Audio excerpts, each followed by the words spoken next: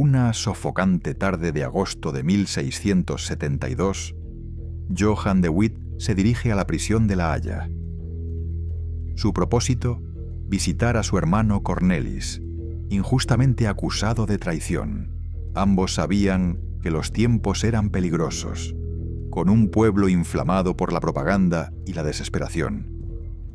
Sin embargo, Johann no imaginaba que ese encuentro sería el último. Su rostro, aunque sereno, mostraba la tensión de quien comprende que el orden social estaba fracturándose. Lo que debía ser una visita familiar se convertiría en uno de los episodios más oscuros de la historia neerlandesa. La atmósfera que se respiraba ese día parecía presagiar algo terrible, aunque nadie pudiera haber imaginado cuán grave sería lo que estaba por ocurrir. Las calles, normalmente bulliciosas, estaban envueltas en un silencio tenso, como si hasta el viento se negara a testificar lo que se avecinaba. Minutos después de su llegada, estalla el caos. Una multitud furiosa, impulsada por el odio, la propaganda y la frustración acumulada, irrumpe en el edificio. No hay juicio, no hay defensa, no hay autoridad capaz de contener el desastre. Johann y Cornelis son sacados a la fuerza de su celda, lanzados al suelo como si fueran criminales de guerra. La turba los golpea con piedras, bastones, incluso herramientas de trabajo. Los insultos y gritos opacan cualquier súplica. Son torturados sin compasión, ejecutados sin dignidad. Las voces que piden sangre superan en número y fuerza a cualquier intento de razonamiento. La escena no tiene lógica, solo rabia desbordada, colectiva e imparable. Pero la violencia no se detiene con sus muertes. Lo que viene después es una demostración de hasta dónde puede llegar una sociedad cuando la justicia es reemplazada por la venganza. Sus cuerpos son desmembrados, castrados y colgados boca abajo en una horca improvisada, levantada en la plaza pública. Lo que debía ser un símbolo de castigo se convierte en un espectáculo grotesco.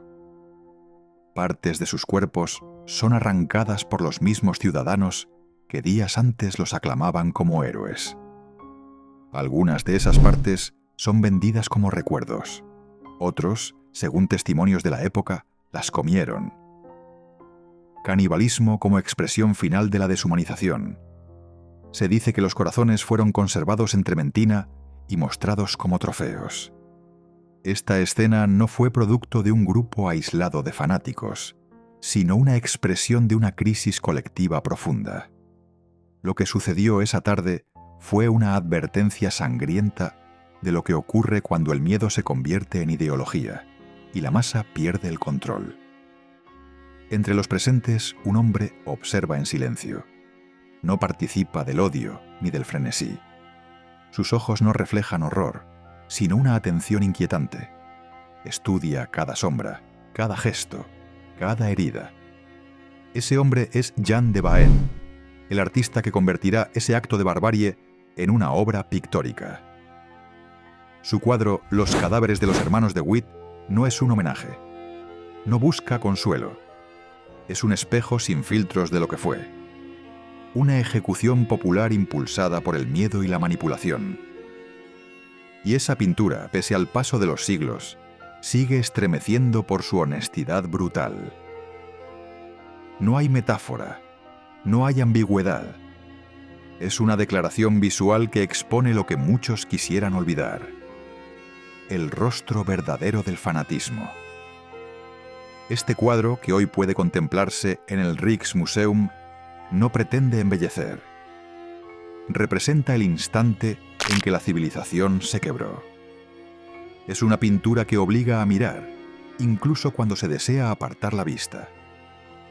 A diferencia de una representación simbólica, lo que se muestra aquí es lo que realmente ocurrió. Es un testimonio visual, crudo y directo.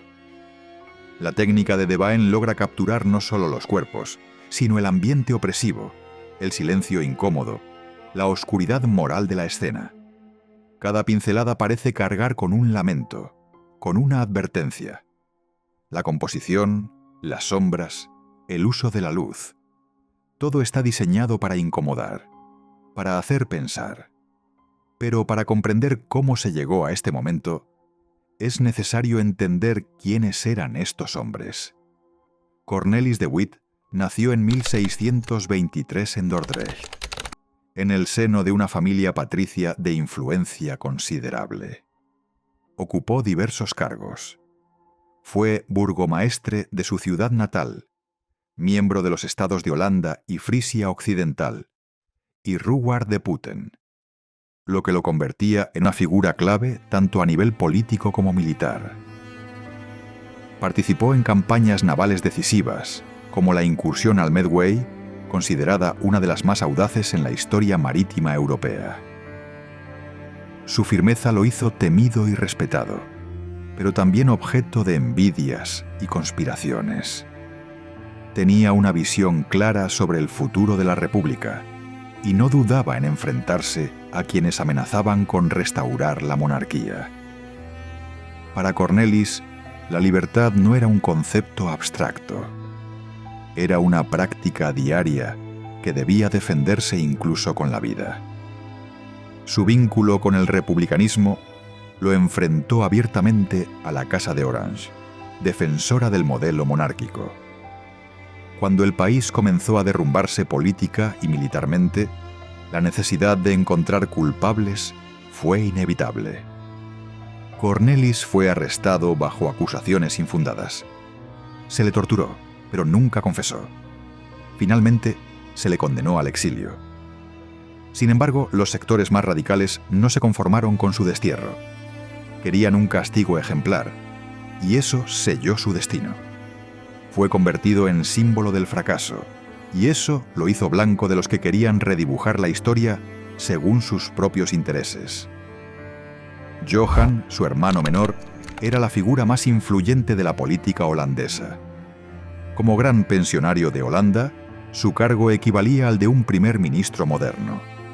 Era un hombre de pensamiento racional, formado en derecho y matemáticas, comprometido con la defensa del sistema republicano. Durante su mandato, la República vivió un periodo de esplendor económico, naval y científico. Sin embargo, su oposición al príncipe Guillermo III de Orange lo convirtió en objetivo.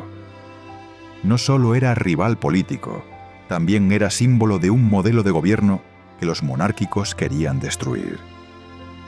Para sus enemigos, Johan representaba un obstáculo que debía ser eliminado, no solo políticamente, sino físicamente. En 1672, todo cambió. Ese año, que pasaría a la historia como el Ramjaar, o Año del Desastre, Francia, Inglaterra y otros aliados invadieron el territorio holandés. Las defensas colapsaron. El miedo se esparció más rápido que los ejércitos enemigos, y el pueblo, desinformado y desesperado, exigió una figura salvadora. Esa figura fue Guillermo III. Johan fue obligado a dimitir. Su reputación, construida durante años, fue destruida en semanas. La prensa, controlada por intereses monárquicos, lo convirtió en traidor. Se le acusó de negligencia, cobardía, incluso de colaborar con el enemigo. Nada era cierto, pero todo era creíble en medio del caos. Así, una vida dedicada al servicio público fue arrasada por la maquinaria de la manipulación política. El 20 de agosto, con Cornelis aún encarcelado, Johan decide visitarlo, tal vez con la esperanza de encontrar consuelo mutuo. Pero la historia tenía otro final preparado. Esa misma tarde, ambos hermanos fueron asesinados por una turba, sin resistencia, sin justicia, con total impunidad. El lugar exacto, el Groene Zutje, pasaría a ser recordado no por sus jardines, sino por la masacre. En cuestión de horas, el país había perdido no solo a dos de sus líderes, sino parte de su alma republicana. Y el vacío que dejaron tardaría generaciones en ser comprendido. La pintura que surgió de esa tragedia es un documento visual único. Aunque no firmada, todo indica que Jan de Baen fue su autor. Vivía en La Haya, conocía personalmente a los hermanos de Witt y tenía acceso a los detalles del suceso. La composición es tan precisa que parece haber sido realizada en tiempo real. En ella, una figura sostiene una antorcha que ilumina los cuerpos mutilados. Los hermanos están desnudos, colgados cabeza abajo, rodeados de oscuridad y árboles retorcidos. El ambiente es opresivo. Todo en la escena habla de derrota, de silencio, de horror. De Baen no se limitó a pintar cadáveres. Capturó el clima moral de una nación en ruinas. El cuerpo de Johann, más visible en la pintura, muestra un rostro desfigurado. Sus ojos han sido vaciados, su nariz seccionada. Su abdomen está abierto, los intestinos colgando. Faltan dedos en manos y pies. Pero lo más impactante es la castración. Un detalle imposible de ignorar. Una declaración de odio llevada al extremo. La violencia se prolongó más allá de la muerte. Fue un castigo simbólico, diseñado para humillar incluso después del fin. Comparar esta obra con Saturno devorando a su hijo, de Goya, no es descabellado. Ambas transmiten desesperación, locura y pérdida. Pero mientras Goya representa el instante de la violencia mítica, de Baen captura el resultado devastador de una violencia real, colectiva, política. Es la tragedia después del estallido, el eco prolongado del crimen. Una pintura que no se olvida, que permanece grabada en la retina mucho después de verla. La obra, con todos sus detalles técnicos impecables, no busca el deleite estético. Busca la reflexión. Quiere que quien la vea entienda que eso puede volver a ocurrir, que los pilares de una sociedad pueden derrumbarse si se reemplaza la verdad por el miedo, que la propaganda, la ignorancia y la manipulación tienen un precio. Hasta el día de hoy, restos físicos del crimen sobreviven. En museos se exhiben la lengua y un dedo de Johann de Witt. Son artefactos históricos, sí, pero también son recordatorios escalofriantes, tan reales como la pintura, tan brutales como el hecho en sí.